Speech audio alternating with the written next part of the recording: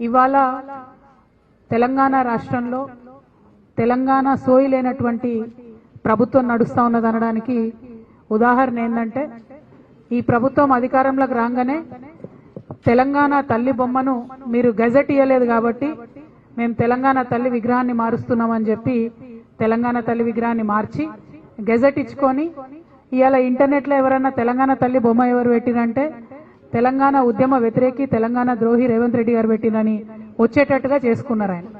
ఇప్పుడు ఇంకొక ప్రయత్నం ఏం చేస్తున్నారు, ఎన్నడూ జై తెలంగాణ అన్నటువంటి ముఖ్యమంత్రి గారు కొత్తగా ఈసారి బతుకమ్మ నిమజ్జనంలో పాల్గొనడం కూడా విచిత్రంగా అనిపించింది, మంచి ఆహ్వానించదగ్గ పరిణామమే అనిపించింది. At the same time comedy ఏంటంటే గిన్నిస్ రికార్డు కోసము బతుకమ్మని చేసిరు. మరి రికార్డుల కోసం కాదు కదా, కోట్లాదిగా ఎన్నో సంవత్సరాల నుంచి తెలంగాణ బిడ్డలు తెలంగాణ ఆడబిడ్డలు నిలబెట్టుకున్నారు ఈ పండుగని.